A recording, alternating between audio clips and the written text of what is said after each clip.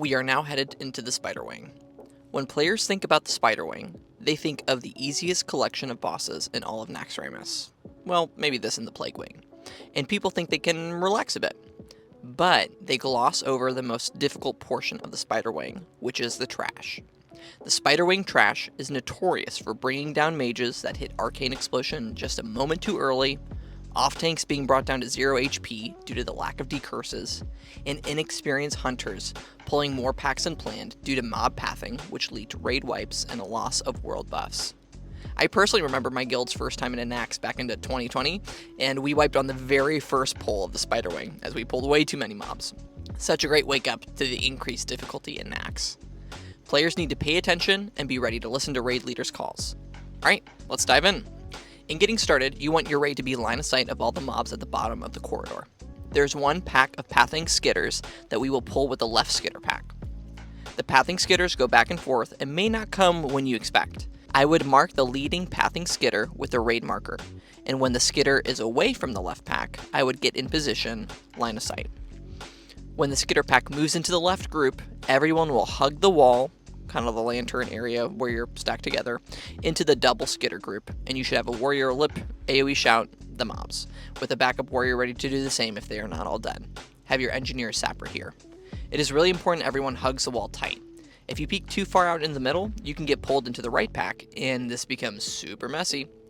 A note on the skitter packs. I would always try to have a warrior lip AoE shout these packs just throughout Spiderwing, and just tell your mages to chill. Just cleave them down, don't have your mages go balls to the walls. It will be tempting for them to Arcane Explosion like crazy, but if a warrior's AoE shout falls off and there isn't a backup right away, mages can be targeted and essentially globaled by these small skitters. They hit hard. I've seen mages die more to these packs in Spiderwing, and also on Thaddeus, versus anywhere else in Naxxramas. Next, we'll go to the main spider packs.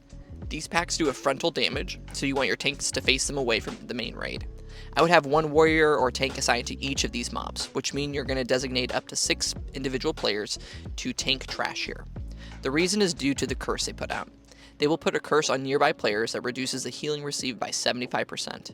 Mages and druids need to decurse the tanks ASAP. Yes, that means mages will need to stop casting DPS abilities to decurse. This is very important. In these packs, the first mob you will kill is the green spider. With world buffs and all DPS focusing the green spider, it really shouldn't do its main mechanic. But if DPS is behind, or you lost world buffs, etc., the green spider will charge the furthest away player and leave a nasty poison debuff that will kill you within 2 to 3 ticks. If you as a player are in the path of the spider's charge, or standing near the player that he charges, you will also get the poison debuff. On Alliance, you want to have a hunter and pally stand out of the group, and everyone else is stacked in on the butt of the mobs. For Horde, you can have your hunters out and make sure poison cleanse totems are down and in range of everyone. Another note is that when you run into these packs and pull, the spiders will meat hook the closest player directly into the pack. Make sure healers are close enough to top off this player, it should be a tank, in case they take some hefty damage prior to the other warriors running in. A decurser should also be ready right away when the tank is meat hooked in. In a normal run, you will do this main spider pack, and the identical one right next to Anub'Rekhan. For week 1, you need to kill the third group, which is the right pack at the bottom of the ramp where you entered. That's for the Echoes of War quest. In future weeks, you will never need to do this pack.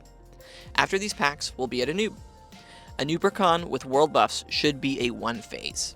But if people lost buffs, they can get a little squirrely. You will have 3 tanks, and you'll tank Anub right where he stands. If you have strong DPS, I would recommend single targeting 1 ad down, and then cleaving off a noob for the second. The ads do a cleave themselves, so they should be stacked on the boss and faced away from the raid. The ads apply a stacking poison debuff that accumulates and deals a lot of damage. If an off tank gets to 8 or 9 stacks, you're probably going to need to get huge heals on an individual. The safest route is probably to kill the first 2 ads, then focus a noob, but I think with our level of gearing with rank 14 and really warrior meta comps, you should be able to cleave off the boss after the first one goes down. The melee will stack behind the mobs, and the range and heals will loosely spread in range in the main area of the room. This is due to a mechanic called Impale. A noob will turn around and target a random player, creating a direct line of spikes that knock the player and the people in the line of the spikes, or near the spikes, up into the air. Clothies with low HP and armor can die from this, so get your health and armor up, and perhaps even pop a health stone while you're caught up into the air before you take fall damage. When a boss ad or player dies in the raid, a noob will spawn corpse scarabs that are lower in HP but are really annoying to casters and healers. If corpse scarabs spawn, ranged DPS should focus these down. After a minute and 20 seconds into the fight, Anub'Rekhan will cast Locust Swarm. If he doesn't look like he'll die by this 1 minute and 20 second point, the tank will need to pull a noob to the back wall and get ready to kite around the outside ring of the slime. A hunter should be positioned around the outside ring of the slime with Aspect of the Pact ready to turn on in the party of the tank. If your tank is beefy enough, they could use a swiftness potion instead, which is safer to not get dazed, but you want to make sure that you also have greater stone shield potion to prevent damage from Anub'Rekhan in the encounter. If you are iffy about whether or not you have the damage to take down a noob in a 1 phase, and if you're iffy about your hunters and tank's competency in performing the kite without getting dazed, what you could do is have the tank pre-prop a greater stone shield potion, wait 40 seconds, then go into the fight. By the time Locust Swarm goes off, the potion cooldown for Swiftness Potion will be available, and you may just have like a couple seconds where the tank does not have a greater stone shield potion running.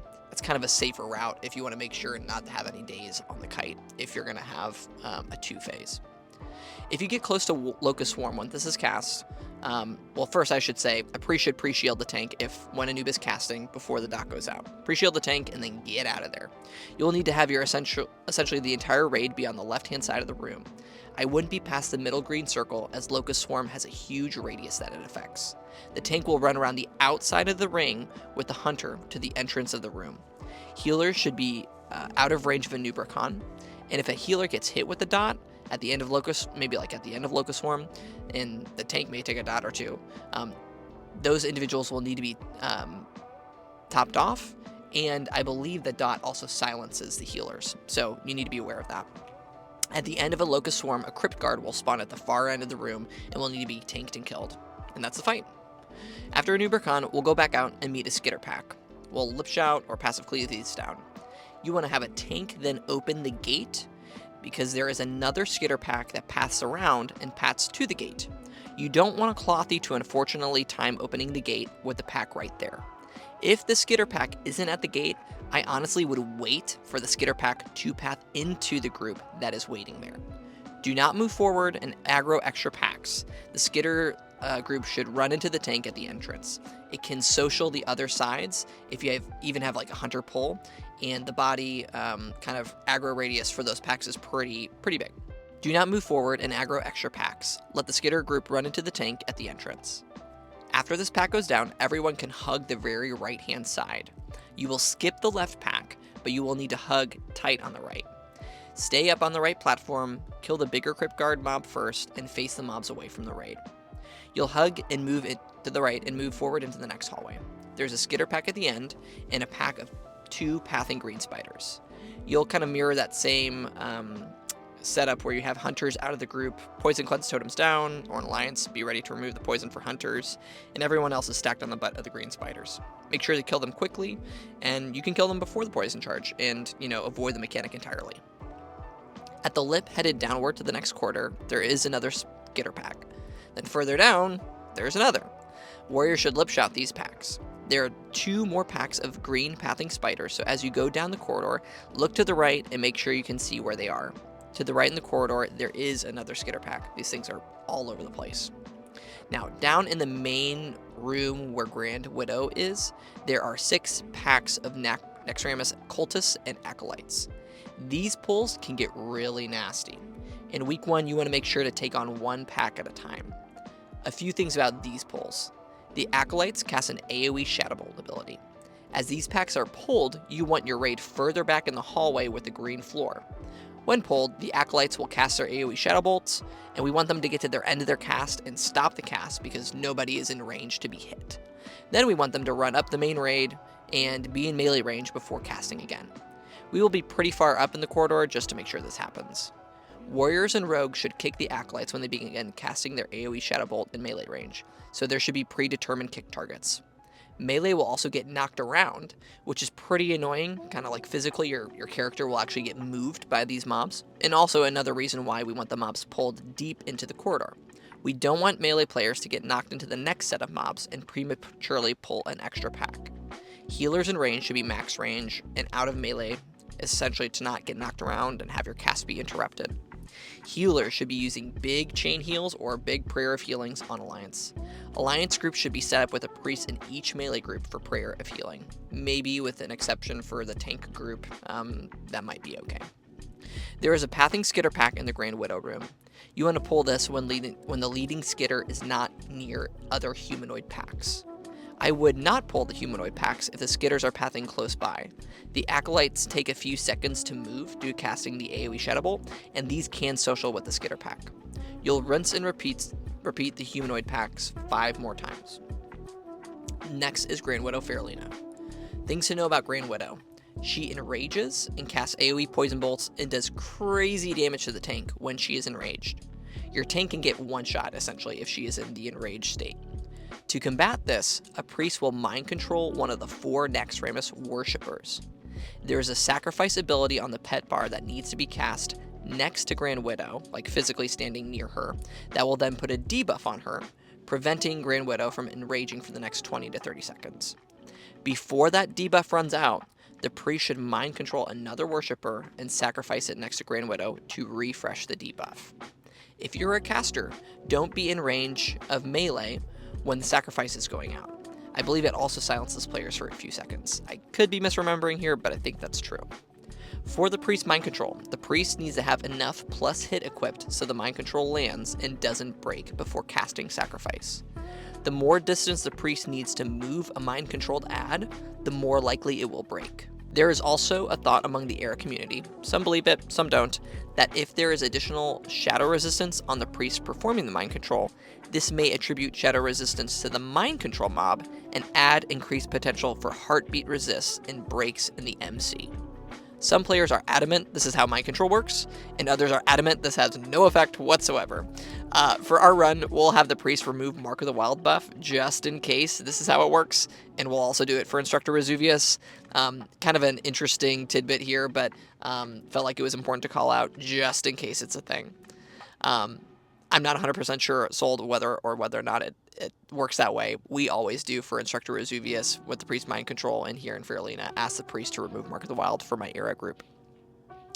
She also casts Rain of Fire that really hurts. When it's on melee, the tank needs to kite her out of the rain of fire quickly. The pull will have all the warriors run into the mob, while the priest mind controls one of the worshippers. The priest will sacrifice the worshipper on top of Grand Widow right away. The melee will kill the 2 Naxxramas followers, and all the other worshippers will be pulled out of the main melee group, tanked by an off-tank, ready to be mind controlled by the priest. From there, the priest will mind control and refresh the sacrifice debuff prior to it running out. Players will move out of Rain of Fire, and it should be GG. After Grand Widow, we'll head up the corridor to the hallway. We have a familiar spider or crypt guard pack.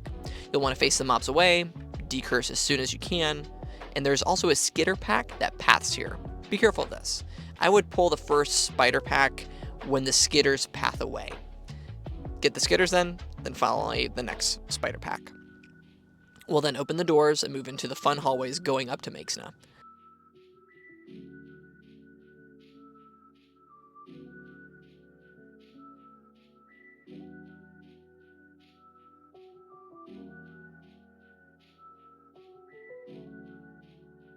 There is a shade of Naxxramas in the middle of the next room we get into. When this is pulled, it does a nasty AoE Shadow Bolt in a frontal cone. But it can be really a non-issue and not a threat at all. All you need to do is just turn the mob away from the raid, and then it Shadow Bolts one person, and it can also be stunned. So just make sure to turn the shade around. The 2 pathing ghoul packs hit hard. At 50%, they enrage and can destroy tanks. Make sure Demo, Thunderclap, or the Thunder Fury debuff is on, and you can stun these mobs at 50%. You only need to pull 1 set of these mobs due to the pathing, maybe have like a rogue distract to keep them, further away, to like move through the corridor, and you can just avoid them. But I think for safety for week 1, we're going to pull both packs and clear the area. There are also 2 green spider packs that path, the same green spider packs from before that charge and leave a poison debuff. They can be pathing early on, they could be like way down the hallway, you might never get them, it's just depending on the pathing. So keep an eye out for these as we move through these hallways. Next, we'll take on the Acolytes. These do an AoE sheddable, line of sight them to the wall, and pull these to the group. Kill them quickly. Then we have the Gargoyles, in which you'll remember from the Plague Wing. There are 2 packs here, and you will want to pull these individually, so groups of 2, group of 2. You can actually skip one of the packs if you time this well, and maybe like go up the left-hand side next to the slime. But I think we'll probably do both packs week 1, just making sure that we are safe and make sure that we'll be healthy enough to live through the stacking debuff. Maybe we'll drop debuff and get the next one. We'll see how it goes. But after those 2 Gargoyle packs, we'll then get the next group of Acolytes, line of sighting them, pulling to the group, killing them quickly. Once again, keep an eye out for the Pathing Green Spider packs. They may be there, they may not be, but if they are there, you want to make sure that you have everybody stacked in with Hunters out, making sure that the Spiders would charge the Hunters. Poison Cleanse. Then we will have a Ghoul pack, a Shade of Naxxramas, another Ghoul pack that you can technically skip, and a final Acolyte pack. Then we're off to Maexxna. Maexxna is a super short fight. With full world buffs, an optimized warrior comp with recklessness, you can one-phase Maexxna and make the fight essentially a tank and spank. I don't think we're going to be at this strength week 1, and once again, the name of my game is playing it safe week 1, but maybe even week 2 or week 3, we'll probably wreck Maexxna for a one-phase. We're going to be poison cleansing the tank as she puts a poison that reduces healing received, and she will also throw 3 to 4 players up onto the wall with a web wrap mechanic. Ranged DPS should swap to the web wrap targets and get them off the wall ASAP. 2 healers should be assigned to keep up the web wrap targets, as they take periodic damage while on the wall. Maexxna will spawn small spider adds. The off tank will pick these up. Mages, warriors, cleave, AoE them down. The main mechanic, and the nastiest one, is the web spray, where Maexxna will immobilize the entire raid. Before the web spray is sent out, the main tank should be fully hotted, shielded, with abolished poison rolling on the tank, or horde poison cleanse totems. The tank can use a cooldown heading to the web spray if you're concerned about damage. The important piece here is timing when web spray comes out. Maexxna enrages at, I think it's 30% HP, and an enrage Maexxna while web spray comes out is a bad situation. If you push Maexxna into enrage with an incoming web spray, the tank should use shield wall or whatever cooldown necessary to stay alive. Now, on Alliance, there are some kind of fun tricks you can do with Soulstone and Divine Intervention that kind of bypasses the web spray.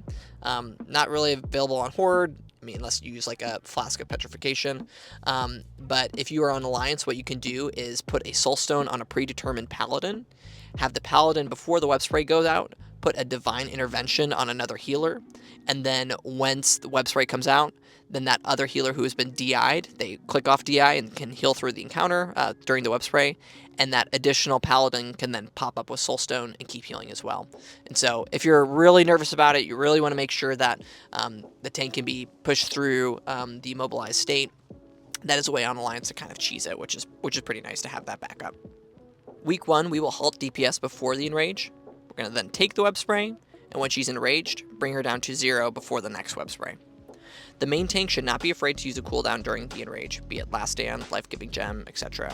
The tank should be using greater Stone Shield potions on the pull as well. And with that, the Spiderwing is done. There's a lot to be careful of when it comes to the Spiderwing, particularly with trash. Do your best to pull 1 pack at a time, especially week 1, and warriors should be ready with lip shot macros, and you don't want to lose your world boss. Next, we'll get into the Death Knight Wing. See you then.